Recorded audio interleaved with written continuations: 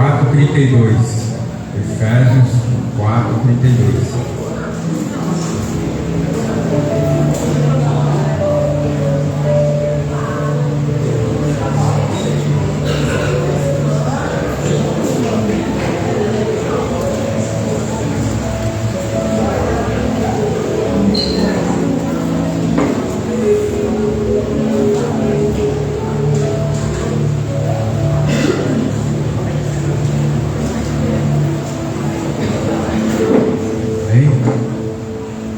Então lá está escrito: sejam bondosos e compassivos uns para com os outros, perdoando-se mutuamente, assim como Deus os perdoou em Cristo. Aqui Deus está falando sobre o perdão, né? Vou contar mais uma historinha, né? Havia dois irmãos, né? Esses dois irmãos eram amigos, viviam junto, compartilhavam tudo junto, e o pai falou: pois eu posso botar uma fé neles. E falou para eles: a fazenda é grande, estou ficando velho, não dá mais para mim trabalhar. Vou dividir a fazenda no meio e vou dar para vocês dois cuidar. Eu sei que vocês são amigos, compartilham tudo junto, e eu vou fazer isso. E aconteceu. Separou a fazenda, deu para os dois começaram a cultivar, os dois compartilhavam tudo. Só que teve um momento que teve uma desavença, né? Os dois brigaram, cada um foi para um lado. E aí, uma certa manhã, bateram na porta de um deles e falou assim: eu sou carpinteiro, você tem algum serviço aí para mim fazer? Aí ele pensou, um dos irmãos pensou, falou: tenho sim. Eu quero que você vá lá no final da minha fazenda, onde tem um riacho, você faça uma parede bem grande, que eu não quero ver mais meu irmão, não quero ver ele de jeito nenhum, faça uma parede bem grande lá. Ele: tá bom, eu vou sair, eu vou voltar mais tarde, vou até a cidade, vou voltar mais tarde.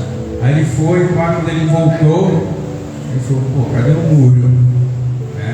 E o carpinteiro fez o quê? Uma ponte, que era um riacho, né? Eu que dividia a fazenda dos dois. Quando ele chegou e estava vendo, ele falou: pô, o senhor não fez o que eu mandei. O irmão dele também estava escutando o barulho e foi ver o que estava acontecendo. E aí, quando chegou lá, né, viu o quê? Uma ponte. Quando viu a ponte, ele falou para o irmão: meu, fiz tanta coisa para você, cara, não é possível que você nunca mais ia me ver. Né? O irmão ficou de boca aberta, né? Porque também não esperava isso.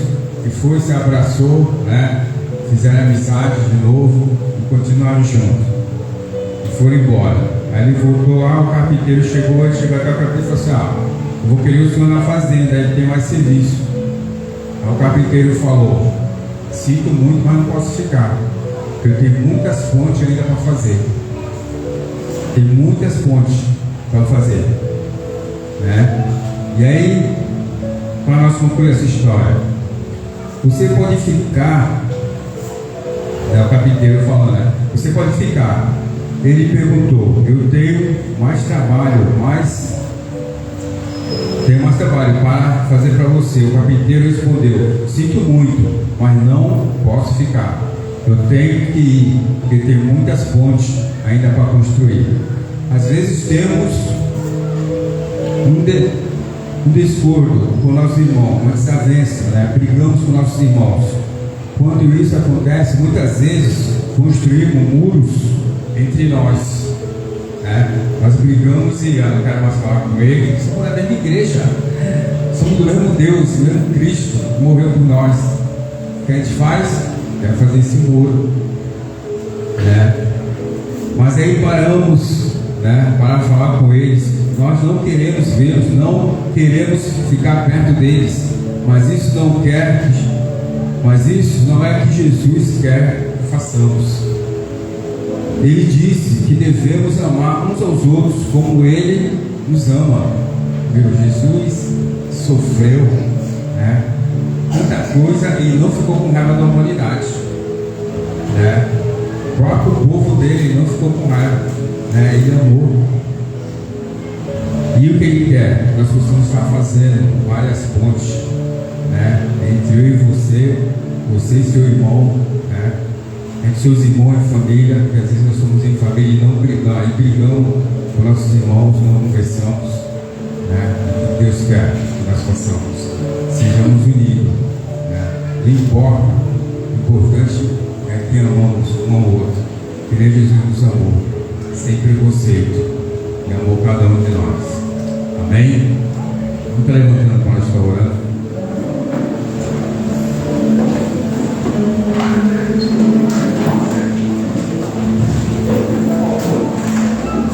Querido Deus, sabemos que o seu desejo é que nós possamos estar juntos, amando, unidos, que através deste amor, Senhor, nós podemos conquistar também as outras pessoas que estão lá fora. Eles vão ver, meu Pai amado, o teu amor aqui na tua casa, Pai, o teu amor no nosso lar, Senhor amado. Eles vão chegar e vão perguntar por que esse amor, por que essa paixão, por que essa comunhão? Porque nós te conhecemos, Senhor, e queremos, meu Pai amado, amar nosso irmão. Perdoa nossos pecados, perdoa nossas desavenças, Pai amado. Em nome de Jesus, meu Pai, coloca o teu amor, o amor verdadeiro, o amor do Deus verdadeiro em nossos corações, meu Pai amado. Em nome de Jesus, amém. Graças a Deus, irmãos, amém? Vamos começar louvando um pouquinho da alegria sobre o amor do nosso Deus. Esse amor capaz de nos livrar da morte, nos compra, nos faz filhos. Amém?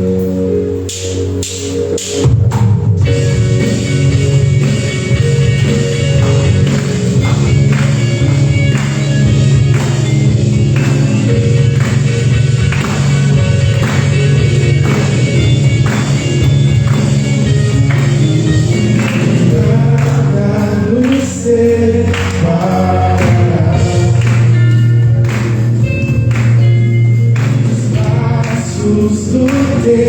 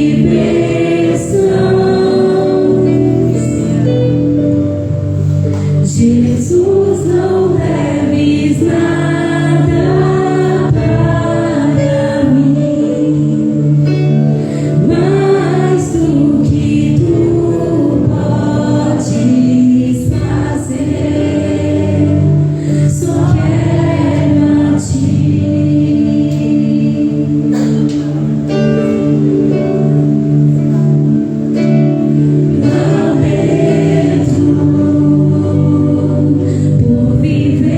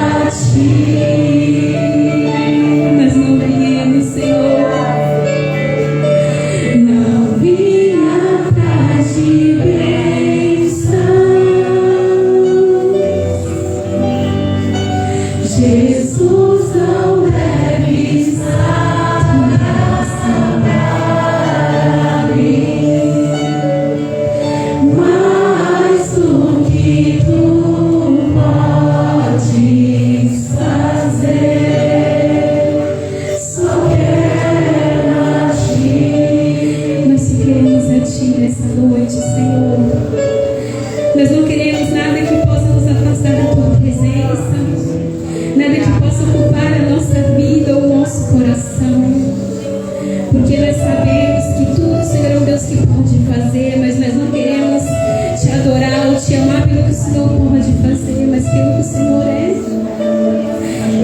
Nós não queremos nada, Senhor, deste mundo. O que nós queremos é poder te adorar, e o que nós queremos poder é engrandecer o teu nome, Senhor. Obrigada, Senhor, pelo teu amor, porque nós só queremos a ti, Senhor. Nós não queremos nada em troca, Senhor, a não ser o teu amor. Nós não queremos, Senhor, adorar outras coisas que não sejam além de ti, Senhor.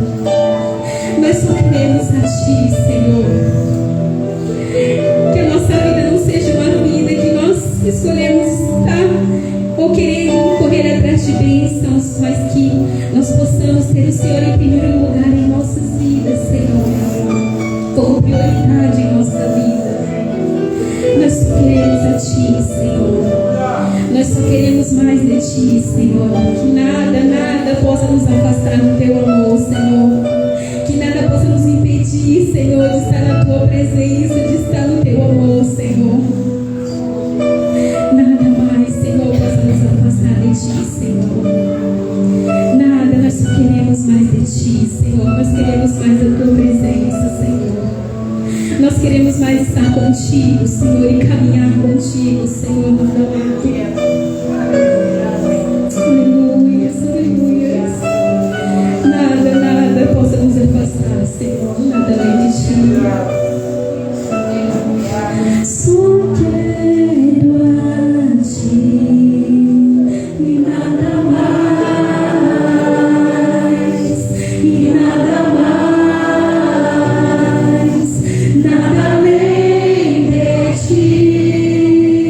Só quero a ti e nada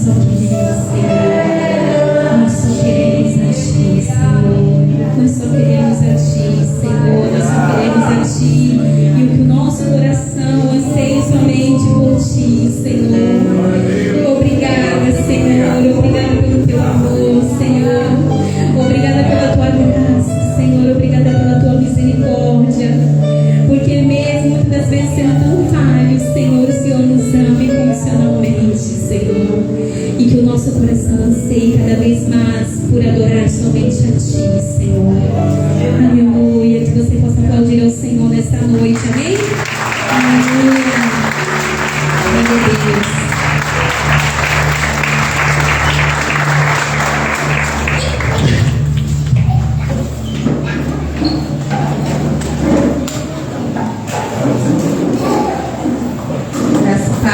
Amém?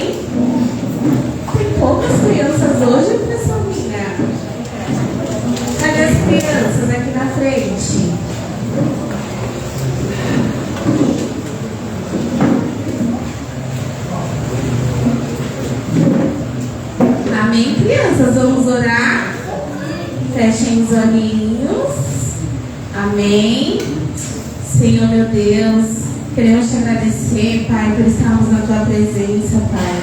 Quero te agradecer, Senhor, por cada criança que está aqui, Senhor. Pai, por ela ter a oportunidade, Senhor, de te conhecer mais. Por ela ter a oportunidade, Senhor, de adorar a Ti, Senhor, de te servir, Pai. Que o Senhor venha conservá-la, Senhor, nos seus caminhos, Pai, na luz da Tua palavra, Senhor. Que eles venham crescer em graça, Pai, em conhecimento, Pai. Crianças, Pai, adolescentes, adultos que amam a Ti, Senhor. Que amam ouvir a Tua palavra, Senhor. Pregar a Tua palavra, Senhor. Que eles possam sair daqui, Senhor, ministrados por Ti, Senhor. Que a Tua palavra venha entrar, Senhor, nos seus corações e eles venham nos dar, Pai, bom fruto, Senhor. Abençoa, Senhor, a aula de hoje, o tio que vai ministrar, a tia, Senhor. Que eles possam sair daqui cheios de Ti, Senhor. Em nome de Jesus, Pai. Amém. Amém. Podem subir. Devagar. Amém, igreja? Vou estar passando os anúncios. Peço a atenção dos irmãos, que eu tenho alguns recados para dar. Amém? Prometo ser breve. Então, a nossa semana, ela vai se iniciar na terça-feira com as casas de paz. Amém? A partir das 20 horas, irmãos, né? Se inicia a casa de paz. Aqueles que ainda não fazem parte, que têm o desejo de conhecer. Aqueles que ainda têm dúvida também de como funciona, né? A casa de paz, ela começa às 20 horas. Tem o objetivo de durar em torno de 1 hora, né? Então a gente tem aquele momento de louvar, de aprender a palavra, de orar. E após a gente também tem um momento de comunhão. Então, irmãos, é importante que toda a igreja participe de uma casa de paz, né? É o momento da gente se conhecer melhor, de estarmos juntos em comunhão durante a semana. Amém? Então é importante, irmãos, a igreja ter esse tempo de comunhão, de estar juntos, né? De aprender a palavra juntos. E aí eu convido você a participar de alguma casa de paz, amém? Hoje nós temos 4 casas de paz, 2 de adulto, uma dos jovens e uma dos adolescentes. Aqui está o endereço. E aí você procura os líderes, procura também o irmão Leandro, se você quiser saber mais, amém? Você pode tirar dúvidas e participar de uma casa de paz, que é muito bom, irmãos, muito importante. Nós somos muito edificados e ministrados nas sextas-feiras nas casas de paz, amém? O nosso culto é todo domingo, às 19 horas, amém? Exceto na Santa Ceia, irmãos. O nosso culto de ceia é no domingo, às 10 horas da manhã. Então, todo segundo do mês é o nosso culto de ceia e se inicia às 10 da manhã.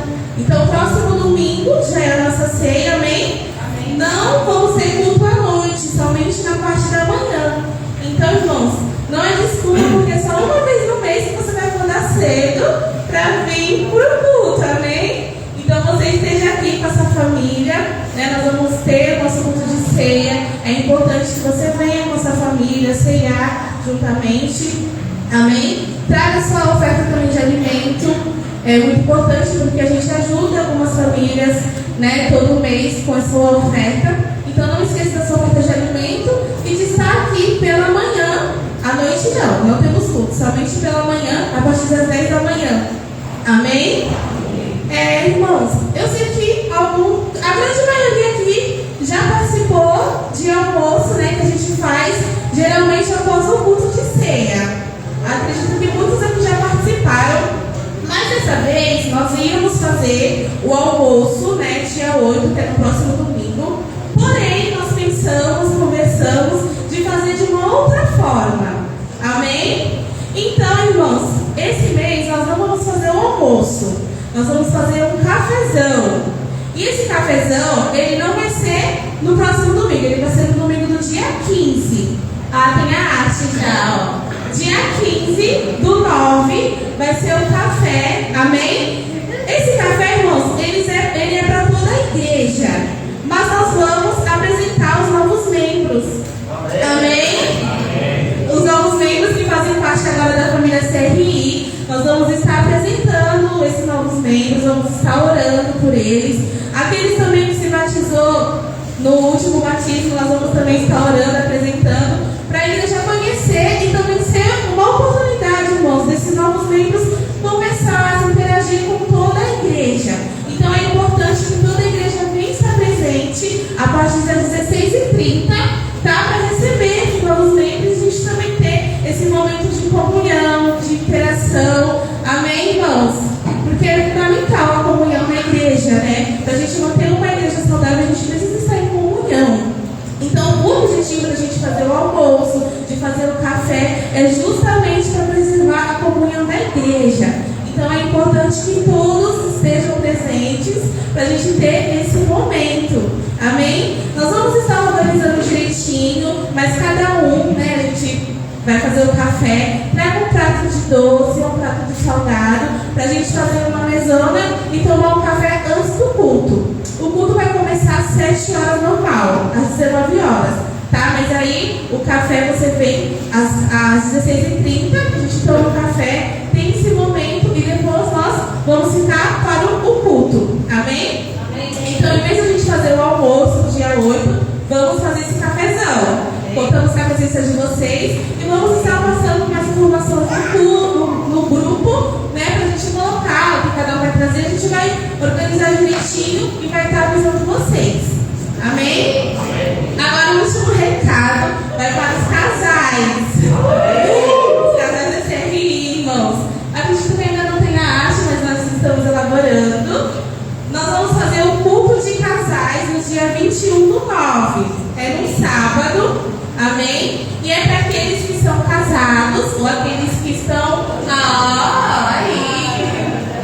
Irmão, se você quiser convidar um casal que você conheça, você pode estar convidando, ou algum noivo, né, que está planejando um casamento. É importante também que venha. Nós vamos estar abordando o tema, vocês vão estar sendo registrados. Então é importante esses momentos, tá, irmãos? De receber uma palavra do seu casamento. Então você que é esposo, você que é esposa, você anime o seu parceiro para vir estar junto, cultuando em casais, tá? Juntamente conosco. E no final, irmãos, a gente sempre faz comunhão, né? A gente não tem esse negócio de cultuar e cada um ir para sua casa, não. A gente só é inimigo do fim. A gente faz o culto e quer ter essa comunhão, quer ter esse momento. Então, os casais também funcionam dessa forma. A gente cultua e depois a gente tem esse momento de comunhão. E cada casal traga um prato de doce, ou salgado, uma bebida, para a gente estar tendo esse momento. Amém? É muito bom. Vamos estar planejando aí uma decoração para a gente tirar foto também. Então você venha com o seu casal não, com o seu esposo ou com a sua esposa, para estar cultuando junto com a gente. E é, acho que só. Amém? Amém. Amém. Paz, igreja. Amém. Deus está vivo aí. Amém. Gente, só para poder fazer, a gente como igreja faz uma distinção entre quem é membro da igreja e quem frequenta a igreja. É importante que a gente saiba disso, porque quando nós recepcionamos novos membros, estamos falando da membresia da igreja, né? É claro que o culto à igreja é aberto para todos que quiserem participar, mas a membresia significa aquelas pessoas, aqueles irmãos que têm compromisso com a igreja, né? A gente entende e conversa, né, a respeito dos membros. Os membros têm direitos, os membros têm deveres também. E é importante que a gente veja dessa forma. Biblicamente, a gente vai encontrar isso muito no Novo Testamento. Inclusive o batismo, por exemplo, era uma oportunidade de saber de fato quem era ou quem seria um membro da igreja, né? A Bíblia diz, por exemplo, que o pastor dará contas a Deus pelas suas ovelhas. Não é verdade? A pergunta é: por quem o pastor dará conta? Quem são as ovelhas do pastor? Esse tipo de perguntas a gente precisa se fazer, porque eu, como pastor da igreja, eu não vou dar contas a Deus por todos os crentes que existem, né?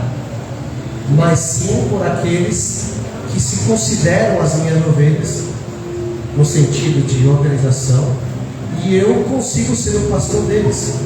Amém?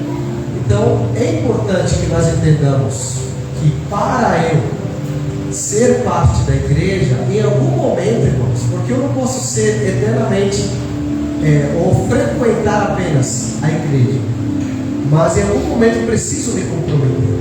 E aqui, especificamente na CRI, nós fazemos as nossas reuniões de membros, nós tomamos decisões em conjunto, muitas delas, né? Passamos para todos, tanto das nossas vitórias como das nossas dificuldades, e todos participam, né? Todos fazem parte desse momento, né? Então é importante que você enxergue dessa forma, né? Se você frequenta a igreja e quer continuar frequentando, você vai ser completamente bem-vindo.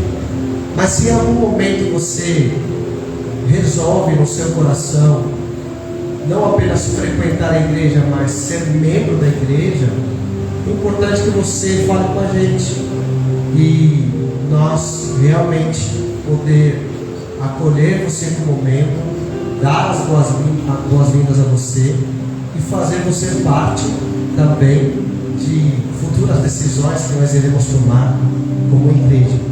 Amém? Quem é membro da igreja está nos momentos bons e nos momentos difíceis.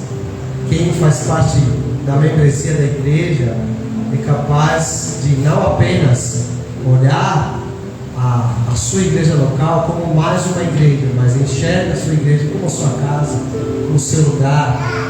Ele se sente pertencente a esse lugar. Ele faz desse lugar uma oportunidade de crescimento, de criar laços de amizades. Entende que o alimento feito em casa é aquele que vai nos sustentar de fato em nossa vida. Amém?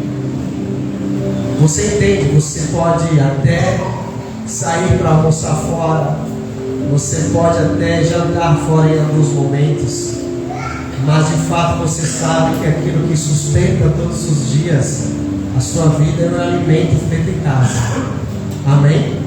Nós sempre falamos, você pode ouvir outros pregadores, você pode até visitar outras igrejas e outros ministérios, a gente nunca disse nada em relação a isso, mas nós precisamos, como membros da CRI, entender que o nosso principal alimento se encontra em casa.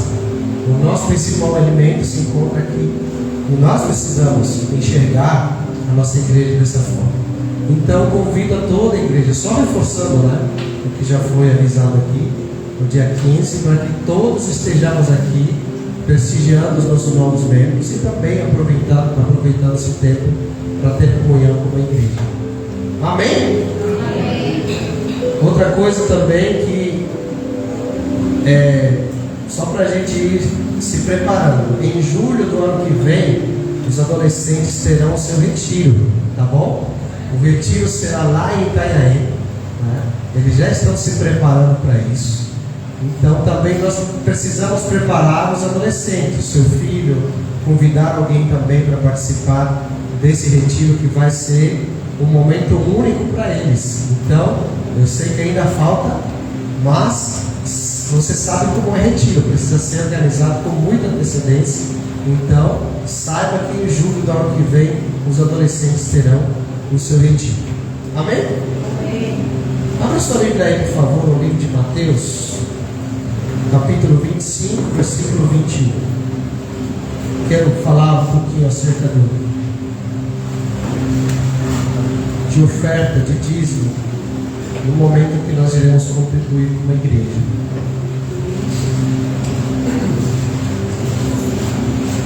Mateus 25, versículo 21. Aqui, para a gente entender o contexto, é a parábola dos talentos, onde o Senhor distribui talentos a 3 servos e depois de um tempo ele volta e pede contas para eles daquilo que ele tinha entregado aos 3. Amém? E aquele que consegue, que multiplica, que administra bem o talento que recebeu, o Senhor responde da seguinte forma, no versículo 21. O Senhor respondeu: muito bem, servo bom e fiel. Você foi fiel no pouco, e eu o porei sobre o muito. Venha e participe da alegria do seu Senhor. Amém? Lucas, põe aqui na NVT, por favor, para a gente entender ainda melhor esse versículo. Olha como diz na versão NVT. O Senhor disse: muito bem, meu servo bom e fiel. Você foi fiel na administração dessa quantia pequena, e agora lhe darei muitas outras responsabilidades. Venha celebrar comigo. Amém? Olha o que o Senhor está dizendo para aquele servo: você foi fiel no pouco, então por esse motivo você participará de responsabilidades maiores.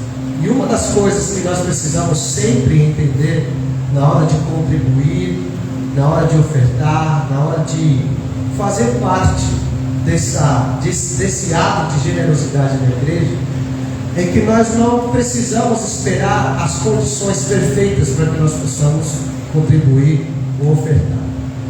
Olha o que o servo diz para esse servo: você foi fiel no pouco. Então, mesmo tendo muito, por ter pouco, isso não faz diferença quando se trata de um coração generoso. Isso não faz diferença para aquele que realmente quer contribuir de coração. Porque o que nós sempre falamos aqui, não se trata da quantidade, de quanto você tem para ofertar, de quanto você tem para dizimar. Não se trata disso. Se trata da fidelidade que nós temos como administradores daquilo que não é nosso. Amém? O Senhor tem servos, tem administradores.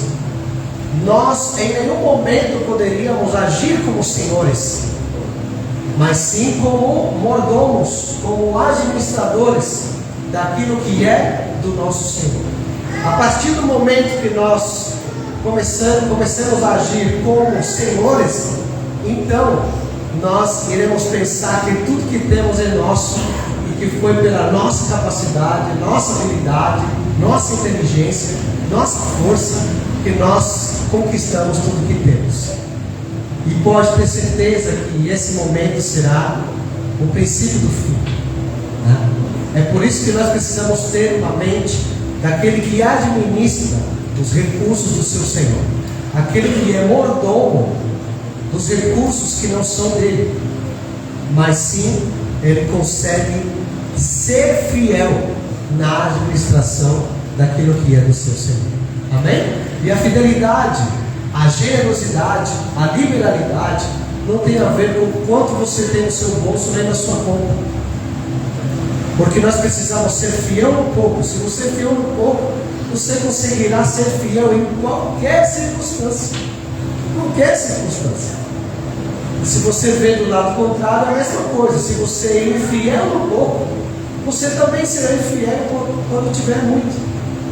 Porque não diz relação com a quantidade que nós temos, mas sim com o estado do nosso coração, a condição do nosso coração. Então a contribuição, ela não é contada em notas. A contribuição tem a ver com aquilo que está no nosso coração na hora de contribuir. Amém?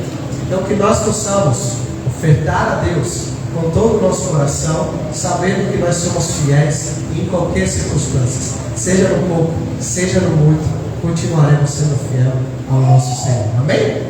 Eu convido você a ficar de pé, para que juntos possamos ofertar a Deus.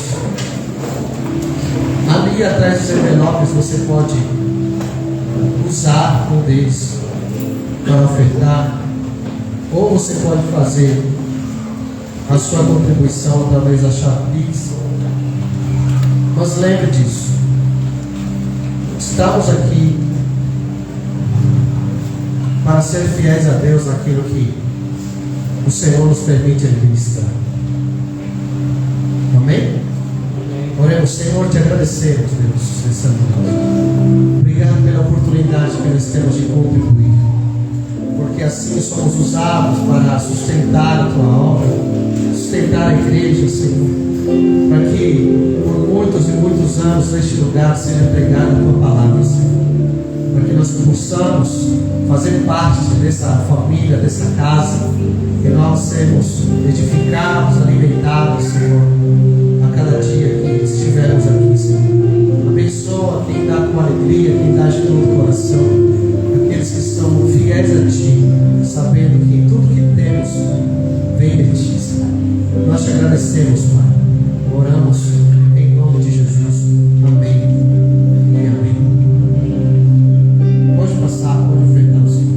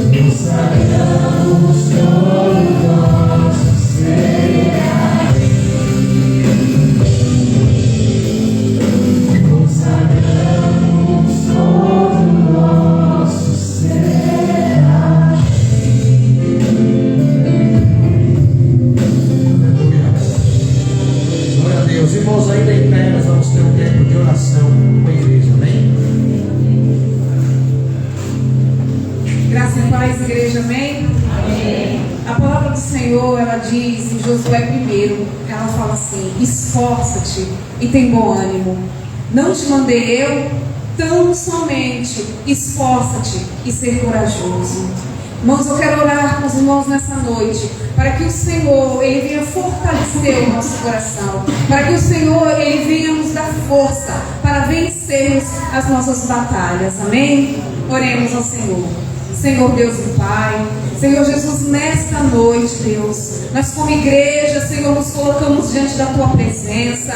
Senhor, nos colocamos diante de Ti, para clamarmos a Ti, Senhor, para que o Senhor venha nos fortalecer, Pai, assim como o Senhor fortaleceu Josué, naquele momento, Senhor, difícil que Josué passava. Pai, a Tua palavra diz que o Senhor o animou. Isso quer dizer, Senhor, que Josué estava com medo. Isso quer dizer, Senhor, que Josué estava apavorado, porque Josué, Senhor, tinha que fazer com que o Teu povo atravessasse o Rio Jordão. Senhor, e assim, Pai, nós também podemos estar aqui nesta noite, Senhor, diante do mar, Senhor, diante do Rio Jordão sobre as nossas vidas, que quer dizer, Senhor, que é as nossas dificuldades, as nossas batalhas, Senhor. Pai, mas nos fortalece nessa noite, Senhor, fortalece o nosso coração, Pai, nos coloca diante de Ti com força, com coragem, Senhor, Pai, porque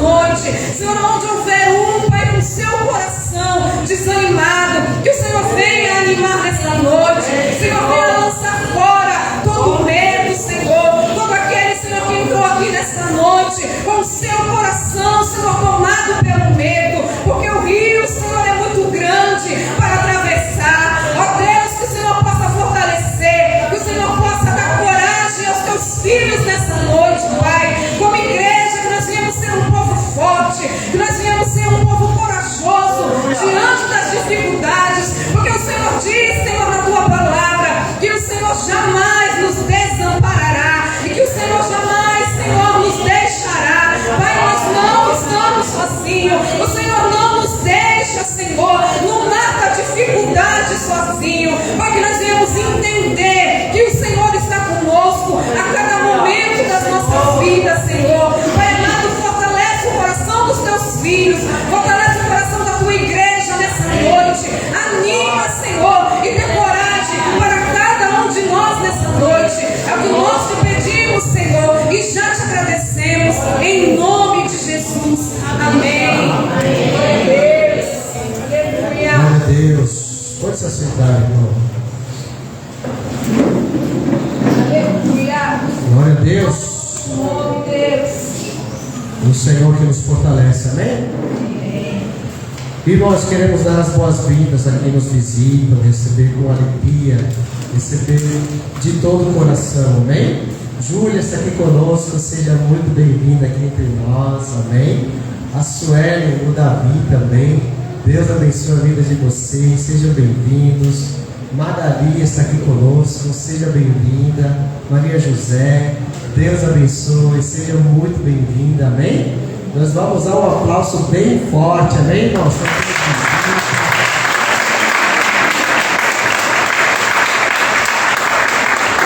Essa é uma pequena lembrancinha para vocês, que vocês possam lembrar da nossa igreja e também saber algumas informações em relação a nós, amém?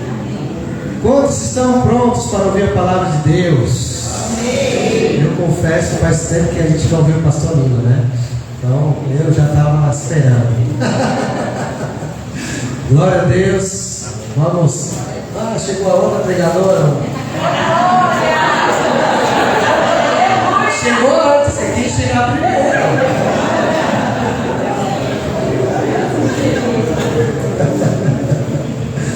Glória a Deus. Vamos orar. Senhor, te agradecemos, Deus. Obrigado, Deus, por esse momento que nós temos de ouvir a tua palavra, Senhor. Pedimos que o Senhor use, Senhor, a vida do pastor Nino, Senhor, nessa noite, como uma voz tua neste lugar, Senhor. Que ele possa pregar a tua palavra, Senhor, com sabedoria, Senhor, com coragem. E que nós, Senhor, tenhamos um coração aberto, Senhor, para receber a tua palavra, Senhor.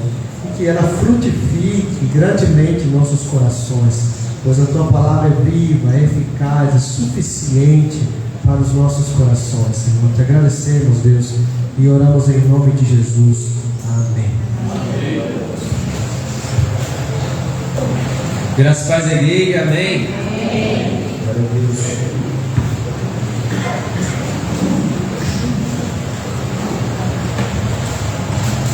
Estamos chegando na reta final, né, da nossa série de 1 Coríntios. Uma série que está sendo muito edificante para nós. Quem diz amém? Amém! Antes de eu vir para cá, o pessoal me abordou e falou aqui no culto, né? Hoje eu quero ser confrontado pela palavra. Falei, glória a Deus, Deus vai te pegar então. Brincadeira. Acho que é desse tipo de coração que a gente precisa, né, para Deus falar conosco, gente. É quando a gente abre o entendimento para que a palavra fale aos nossos corações, e se ela precisar confrontar, que ela confronte, né? Para que a gente mude. Mas também, se for para nos edificar, glória a Deus. Se for para nos aconselhar, aleluia. Não precisamos muito, na verdade. Mas que você não saia daqui com o coração fechado. Você abra o seu coração, preste atenção e abra o seu coração para que o Senhor fale contigo. Amém? Nós estamos no capítulo 15, peço que a igreja vá comigo. 1 Coríntios capítulo 15, do versículo 1 até o versículo 11.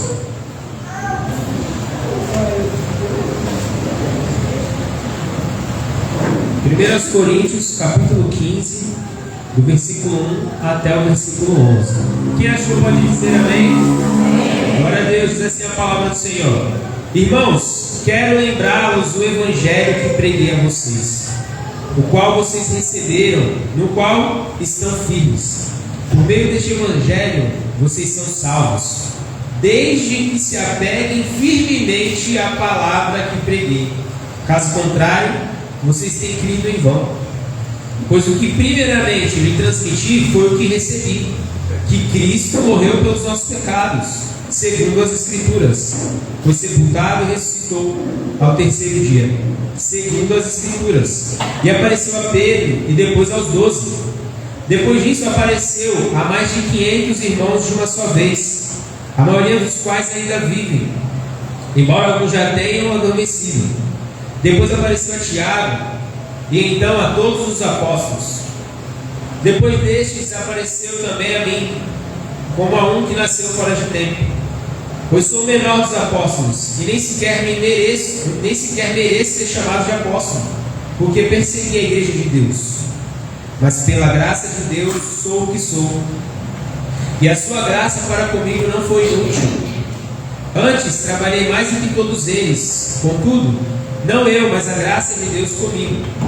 Portanto, quer tenha sido eu, quer tenha sido eles, é isso que pregamos e é nisso que vocês creram. Amém? Quem pode dar glória a Deus por isso? Amém. Glória a Deus. Irmãos, preste bem atenção na palavra. Eu tenho certeza que o Senhor vai edificar a sua vida.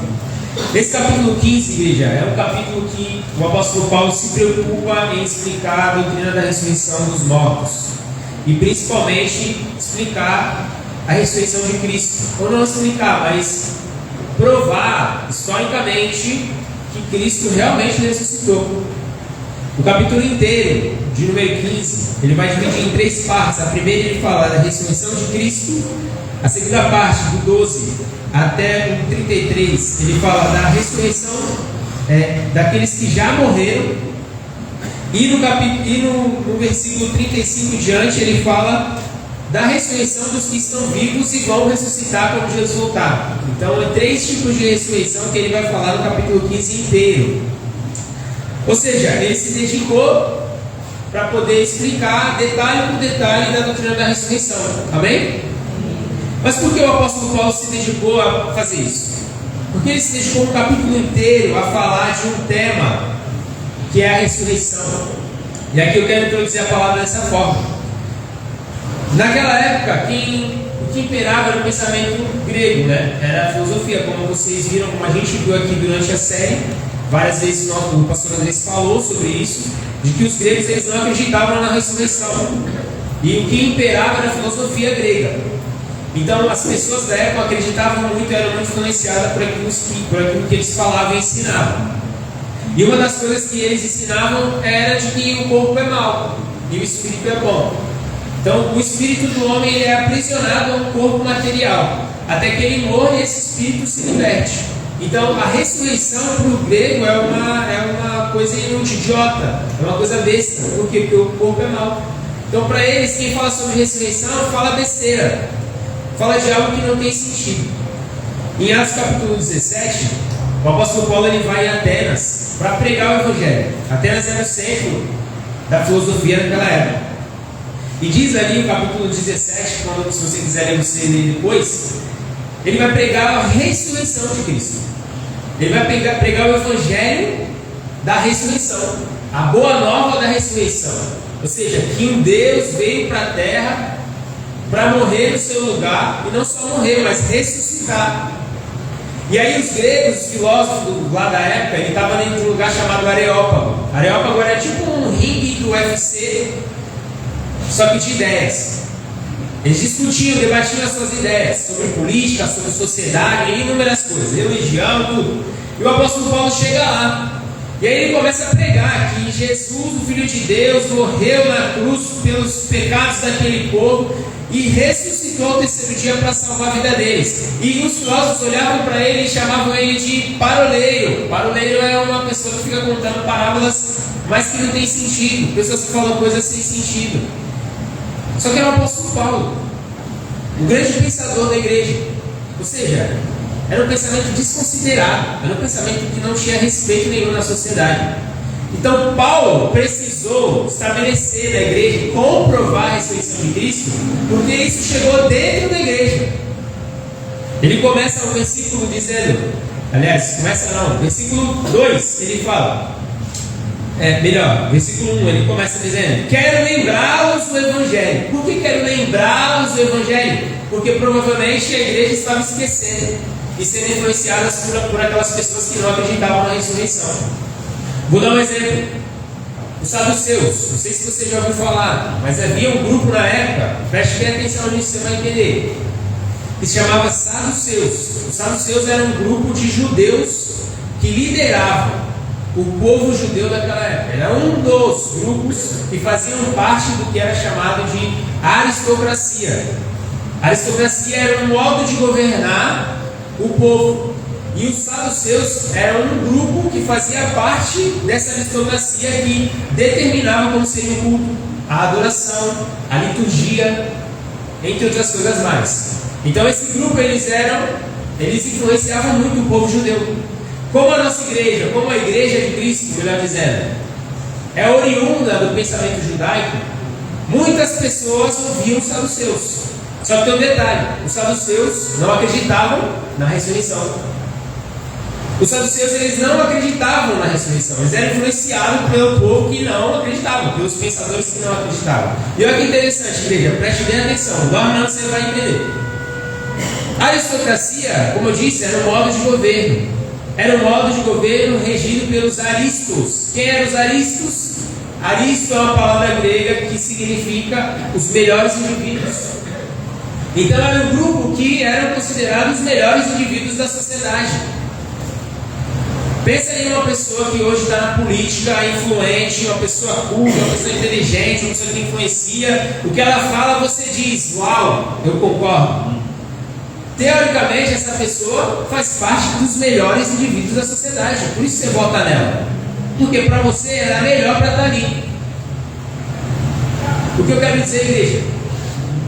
Naquela época, os melhores indivíduos da sociedade não acreditavam na ressurreição de Cristo.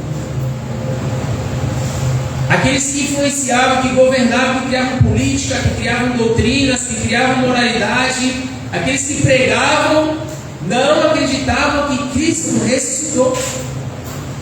Então há a necessidade, a urgência aqui do apóstolo Paulo provar historicamente que Cristo ressuscitou. Agora vamos trazer para nós aqui, para a nossa época. É claro que a gente acredita que Cristo ressuscitou. Amém? Quem acredita nisso? Amém. Mas a gente tem outros problemas com relação à ressurreição, ao Evangelho, à prova de que Cristo realmente fez isso na sociedade.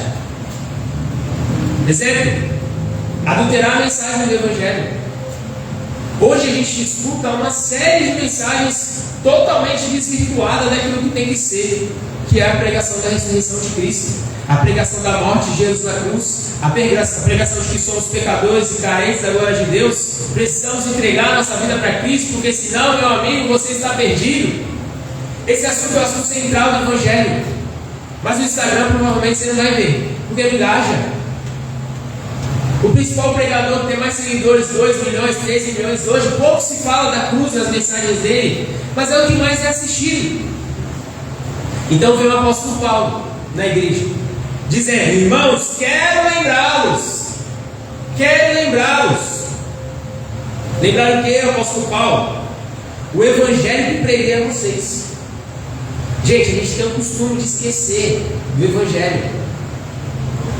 Principalmente as pessoas que passam mais tempo na igreja, que têm mais tempo na igreja, esquecem do que é o evangelho. E esquece do que Jesus fez na sua vida. Esquece de onde Deus tirou você. Esquece que se não fosse a ressurreição de Cristo, você não nasceria de novo. Você não teria a oportunidade de ser uma nova criatura. de ter uma família nova, de ter uma vida nova, a gente começa a colocar outras coisas no centro da mensagem. A gente se atenta a uma mensagem que diz que a gente vai vencer, mas não se atenta a uma mensagem que diz que a gente precisa perder para entender que sem Deus a gente não consegue vencer.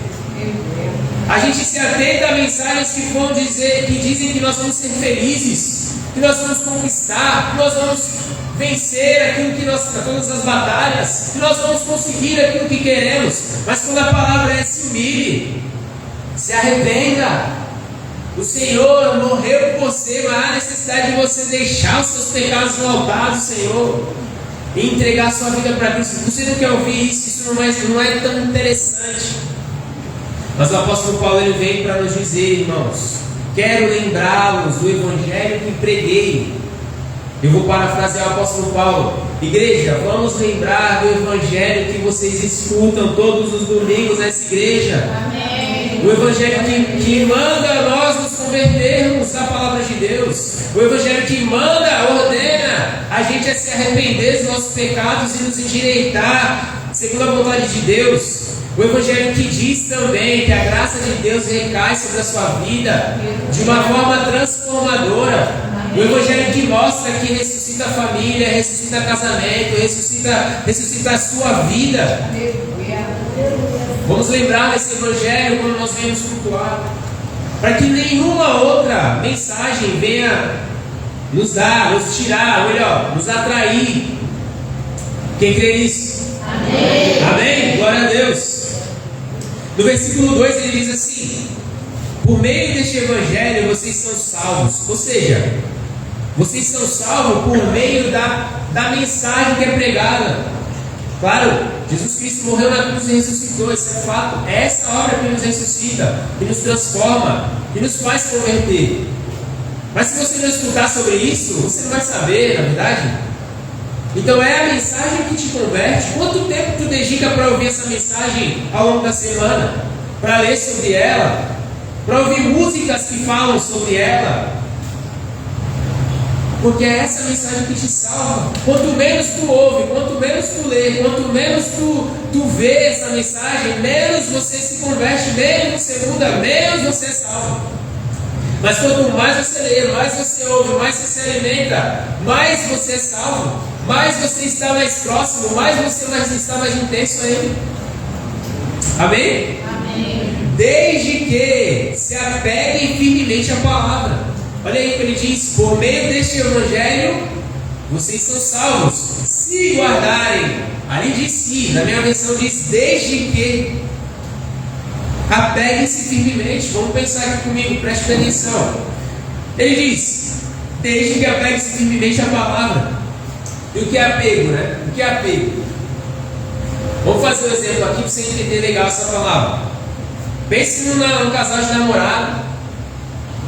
E um deles é muito apaixonado. Muito apaixonado. É o famoso tá apegado, né? Tá apegado. Tem gente que não gosta de muito apegar, ser uma pessoa muito apegada, né? Mas pense do lado positivo. Pense como se você gostasse de alguém apegado a você, tá? Pra você entender. A pessoa apegada, o que ela vai fazer? Ela vai se preocupar em agradar. A pessoa apegada vai pensar em você. Ela vai reparar em você. A pessoa apegada, ela vai fazer um café que você gosta. Ela vai deixar de comprar algo para ela para quê? Para comprar algo para você porque vai te agradar. A pessoa apegada é a pessoa apaixonada, irmão. É aquela que quer estar com você todos os dias. É aquela que não vê a hora de te encontrar. É aquela que te liga do nada e pergunta: tá tudo bem? Como é que foi o teu dia? Não vejo a hora de te ver. E às vezes tu fala assim: ai meu Deus do céu, sabe meu pé?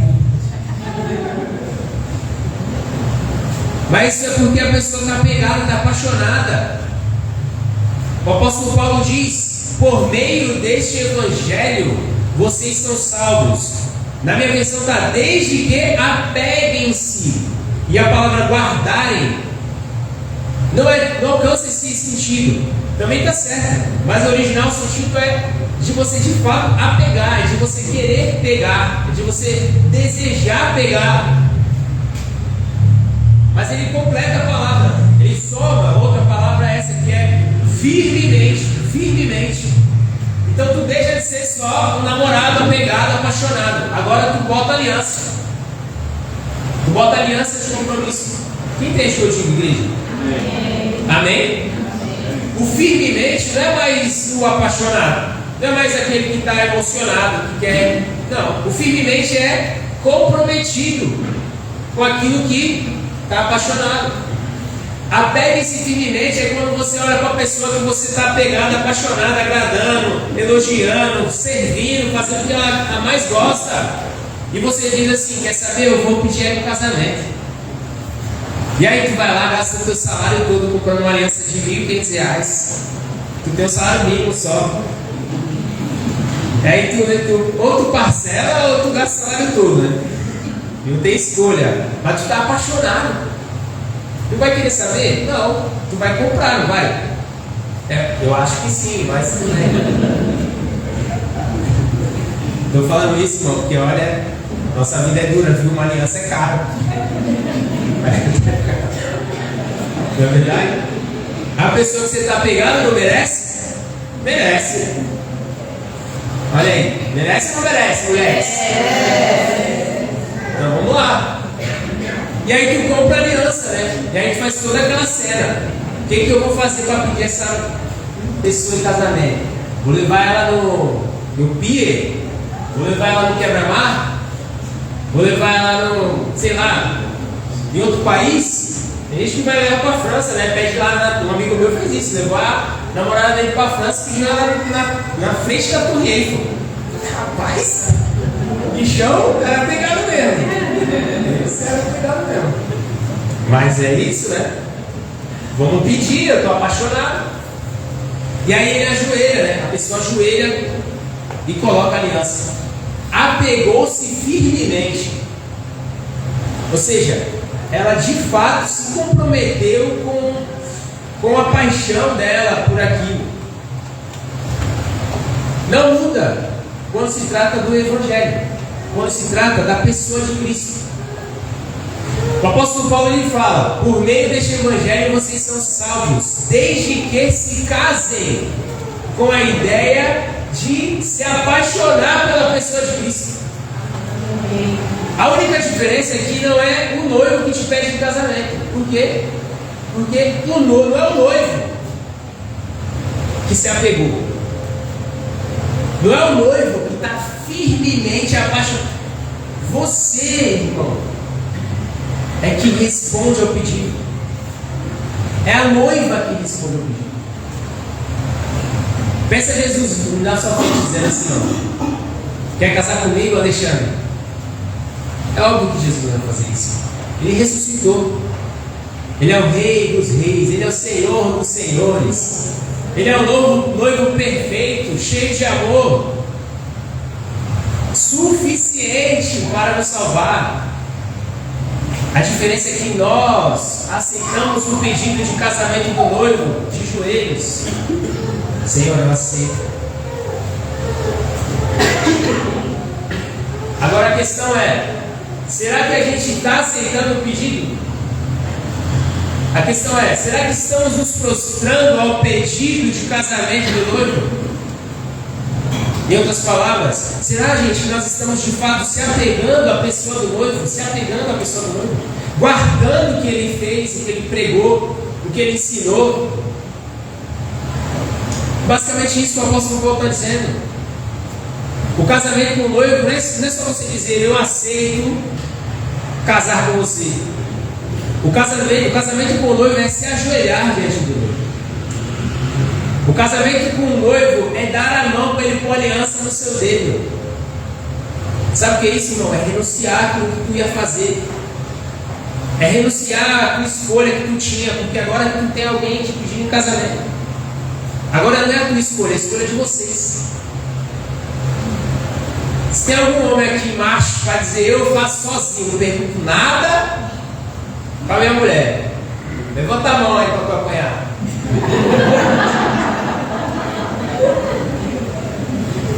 Coça a cabeça, ela vai levantar a mão. Não existe isso no casamento. O casamento é o quê? São duas vontades se interligando para formar uma vontade. Não é diferente com o Senhor. Apegar-se firmemente é dizer ao Senhor: o que tu queres? Eu queria outra coisa. Mas se tu quiser outra coisa, a gente vai para a conversa. Porque eu sei que a tua vontade ela é muito melhor do que a minha.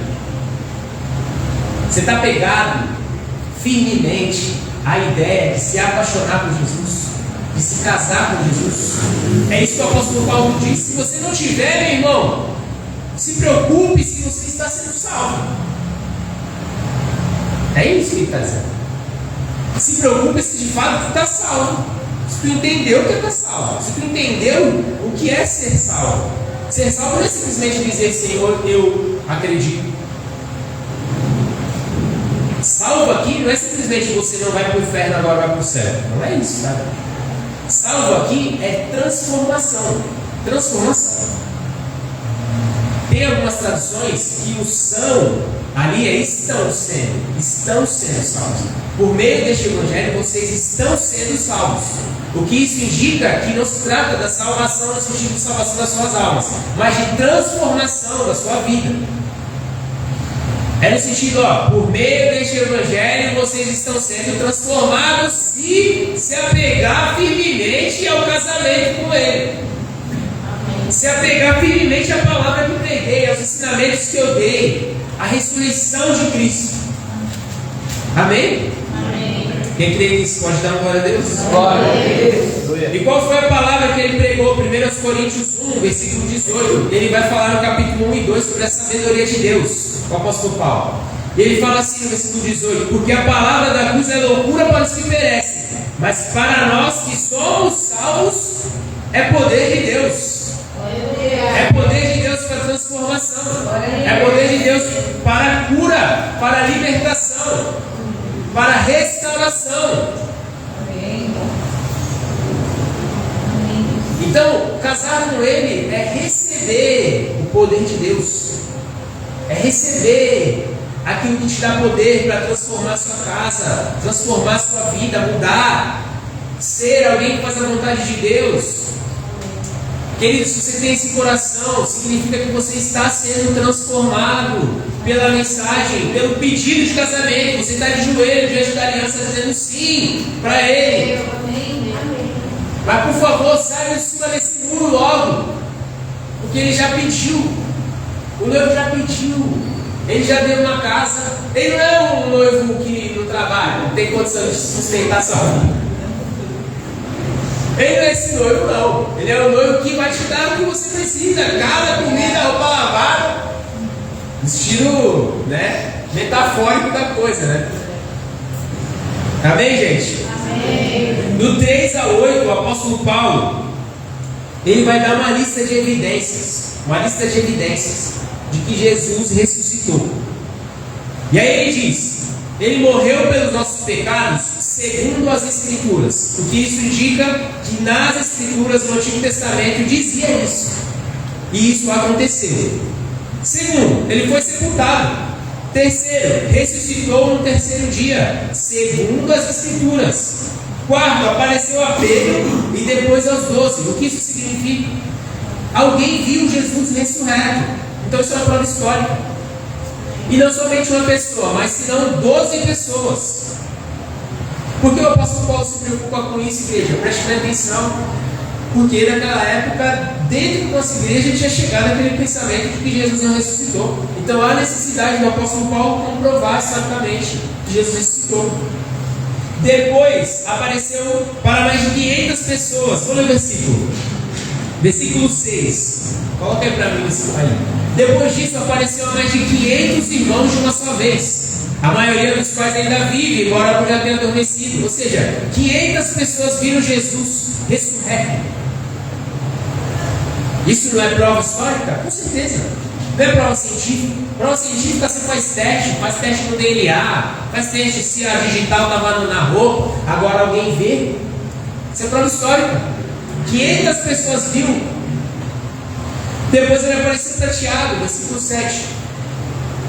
Preste bem atenção, você vai entender. Em seguida apareceu a Tiago e então a todos os apóstolos. E aí o versículo seguinte, o versículo 8, eu acho. Não, o versículo 7 de novo. Não, é o 8, vai no 8. É que minha tradução é diferente. Finalmente, como a um que nasceu fora de tempo, ele apareceu também para quem? Para mim.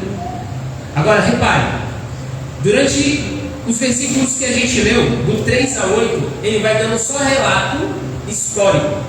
Apareceu para fulano, apareceu para ciclano, apareceu para beltrano.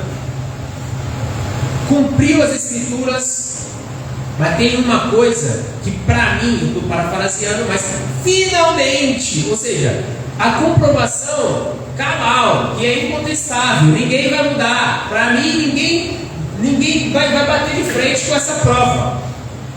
É de que ele apareceu para mim. Eu tive um encontro real com ele.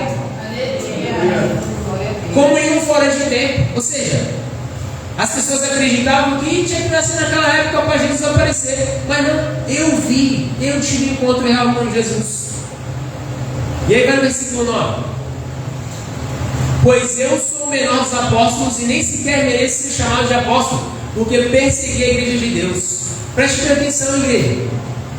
A maior prova de que Jesus ressuscitou e vive ainda hoje em nossos dias, vive aqui, está presente, e vive na sua vida, e vive na vida da sua família, e faz as mesmas coisas, e trabalha em nossos dias. Não é que ele apareceu para os apóstolos, não é que ele apareceu para Pedro, Tiago, João e 500 pessoas, não. É que ele apareceu para você. Ele encontrou a sua vida, encontrou a sua família, a sua casa, o seu filho. A maior prova de que Jesus existe e é real é que você teve encontro com Ele.